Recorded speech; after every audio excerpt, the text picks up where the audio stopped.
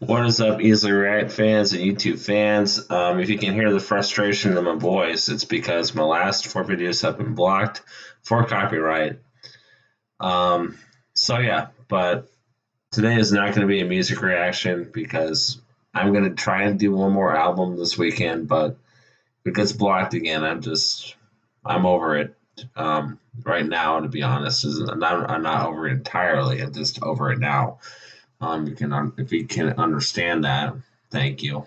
Um, but yeah, this is going to be a video talking about Michael Keaton's big risk as Beetlejuice and why it worked. And it goes into some of his early career stuff, and then it looks like a really good video. So I thought this would be a great reaction. So my second favorite actor of all time. My first is Jack Nicholson. But yeah, Michael Keaton just such a great, charismatic actor.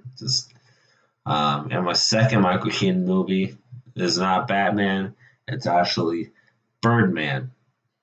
And I'm sorry about my nasally. I'm getting attacked today with allergies. But yeah, this is Michael Keaton as Beetlejuice and talking about Tim Burton a little bit. So hope you enjoy. Video is sponsored by Incogni. More on them later in the video.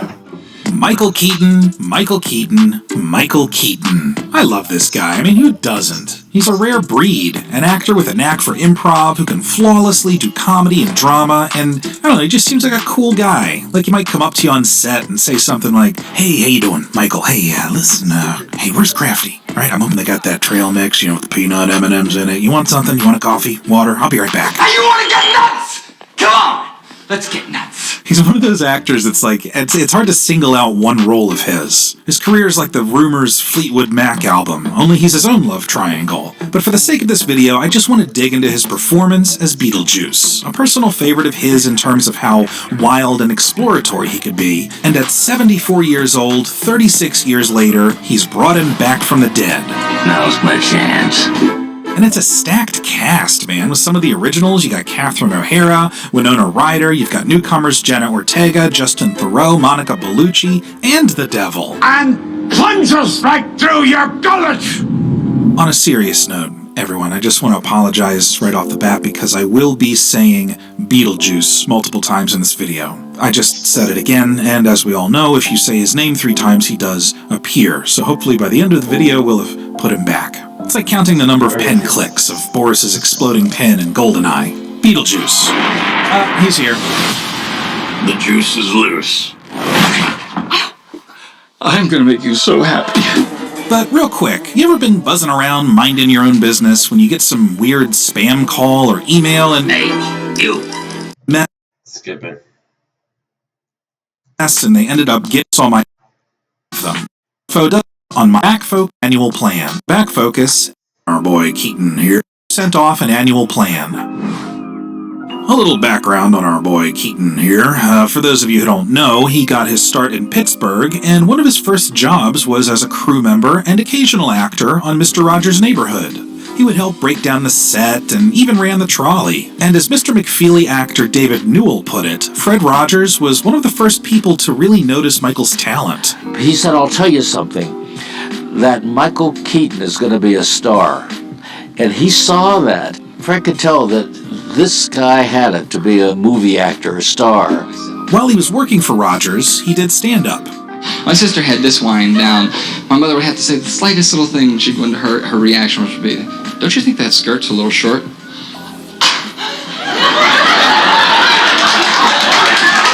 After expressing to David Newell that he'd like to be an actor, David recommended that he check out his friend's summer theater and get started. 4 years later, Keaton was in LA and got a big break on a sitcom. I just heard you were having your first big press conference today. Some heavy stuff, right?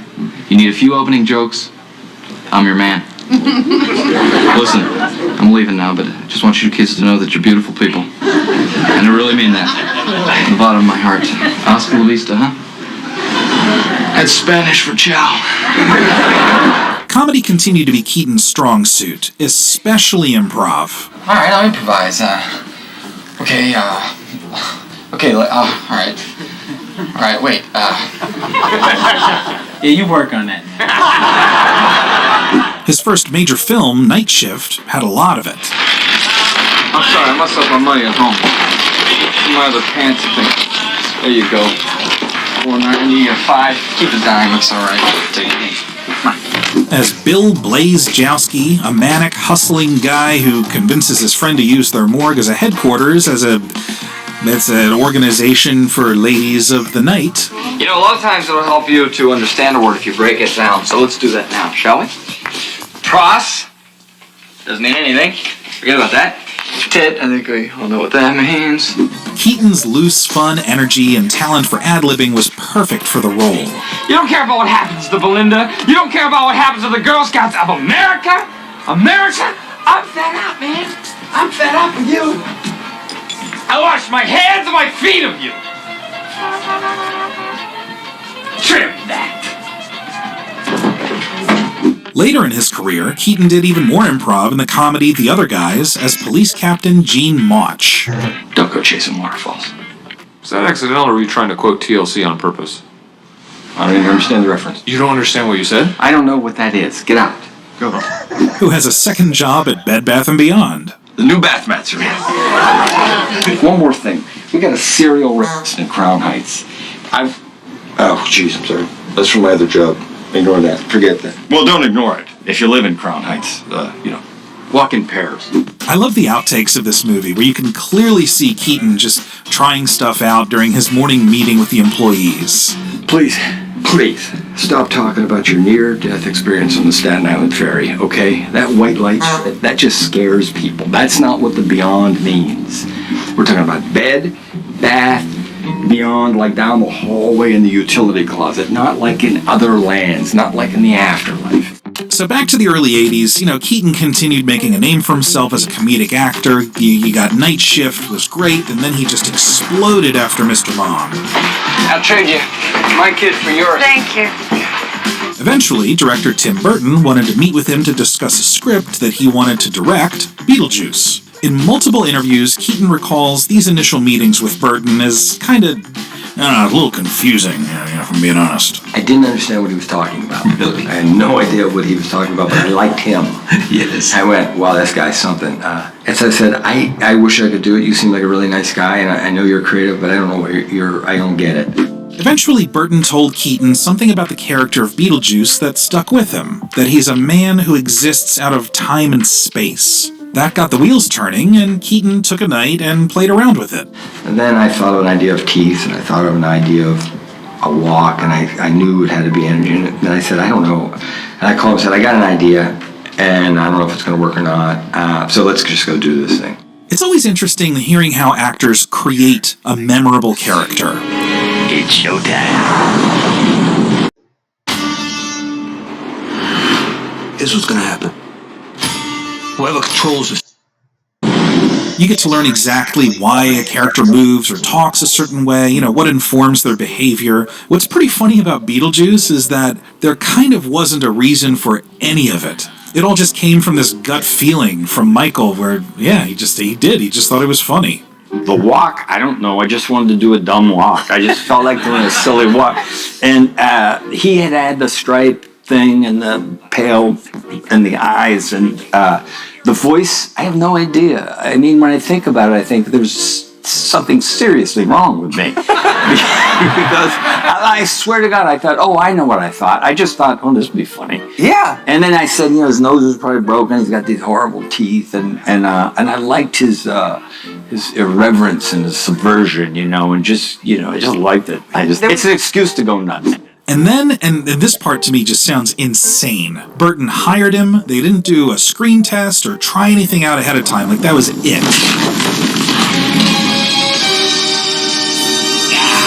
First day of shooting, and Keaton just strolls onto the set in the striped suit and the hair and everything, and he thought... I showed up on the set and I took off, and I kind of did a symbolic or a metaphoric kind of, is everybody with me here? And nobody went, stop doing that, Mike. So I just said, okay, I'm going to keep going like this.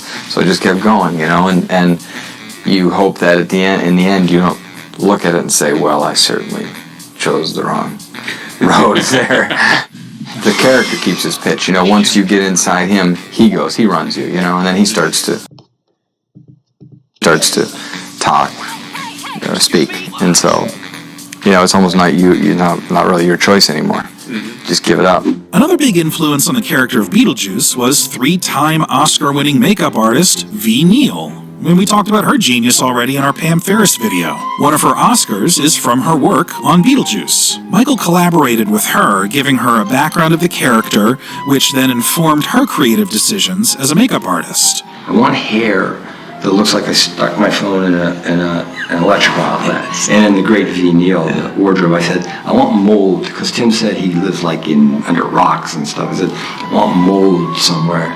Undoubtedly, the amazing makeup job helped Keaton even further. You know, something that keeps coming up when I look up these old Beetlejuice interviews and clips is how collaborative this whole process was, and how one idea from Keaton could get Burton excited about something visually. And it was like this feedback loop of creativity. You bunch of losers!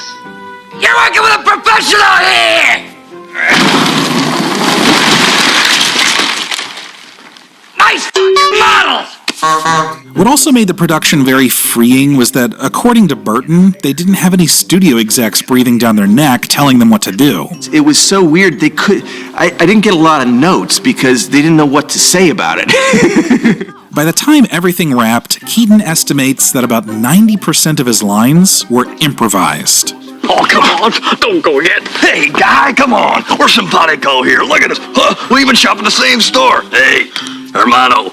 Yeah, there you go.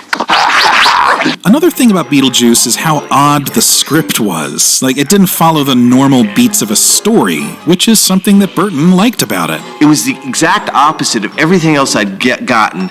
You know, most of these scripts were like, you know, A to B to C, all tied up in a neat little packet. Like, then I get this script that makes no sense, it has no real story. Having actors with improv experience, like Keaton, Catherine O'Hara, Second City alum Glenn Shaddix, was also beneficial in finding those weird gaps in the story and making something work. I worked with a lot of great actors that were very good at improv. You're on the set and get into a character and become it. Boy, there's amazing energy to that. It helped the script, it helped shape it a lot. And each day we felt like we were making this weird kind of experimental kind of thing in a way, and it was a Hollywood movie. Years would pass after Beetlejuice became a hit, and Keaton and Burton would privately share their thoughts with each other, you know, revisiting the idea of a sequel. That is why I won't do 2 shows a night anymore, babe. I won't. At one point, there was a potential sequel floating around in which the Dietz family travels to Hawaii to develop a resort, but they enlist the help of Beetlejuice when they find out that the resort is planned on top of an ancient burial ground.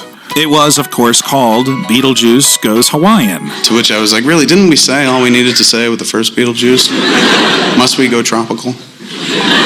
There are apparently versions of this script floating around online, and it is truly an unhinged, nightmarish mess. But in a good way, in a way that I would have loved to see it. And there might even be pieces of this unmade script in the new Beetlejuice film, like especially parts exploring more of the bureaucracy of the underworld.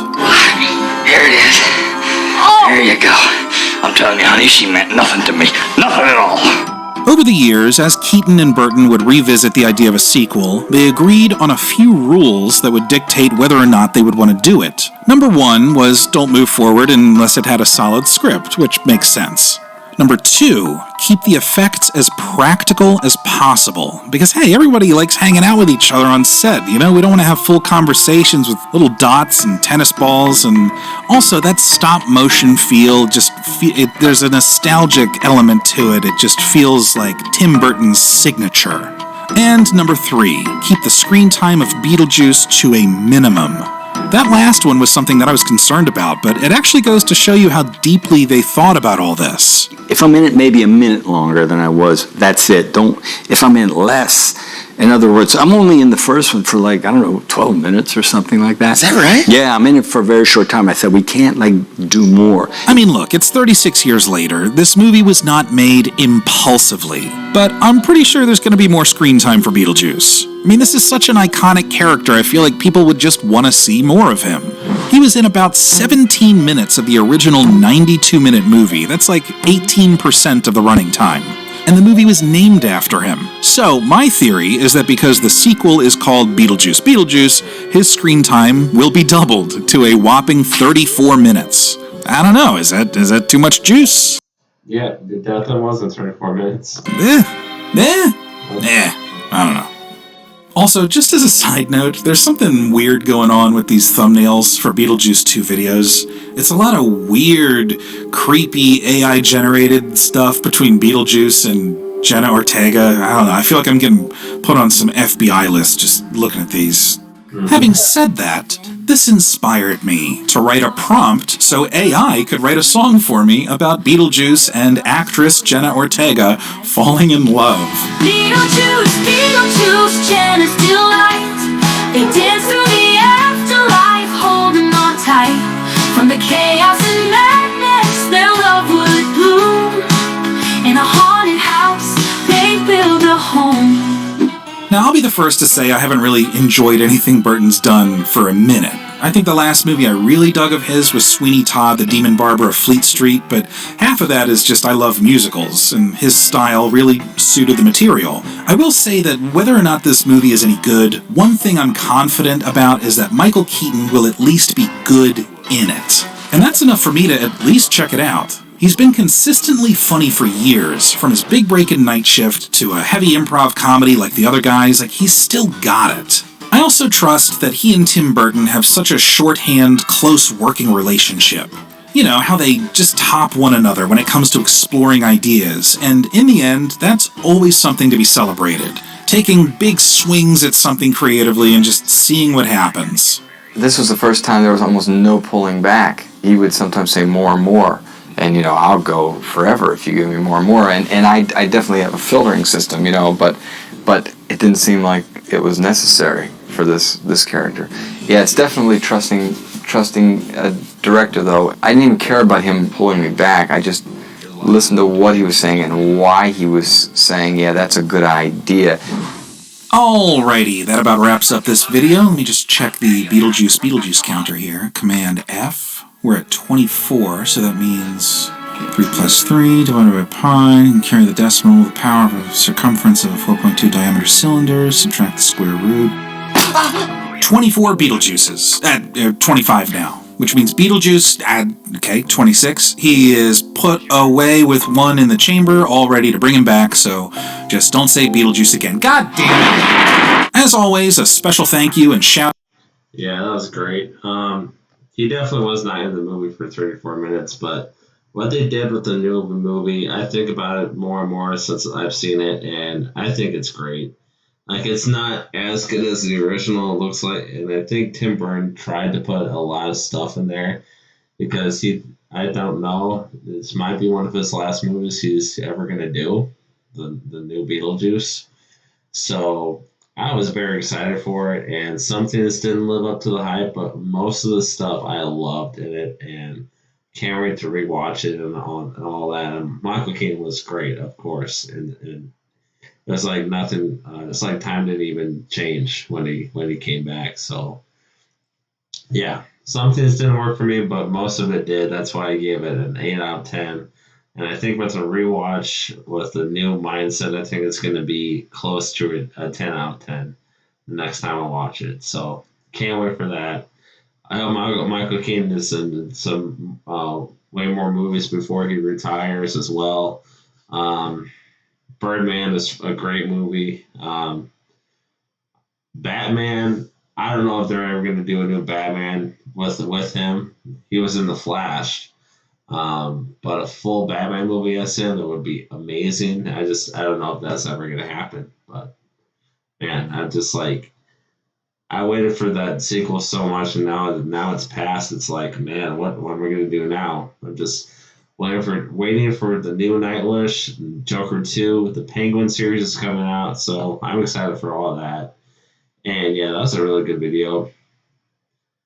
And yeah, just I would love to meet Michael Keaton in person. That would be awesome. So thank you guys. Have a great day. Peace out.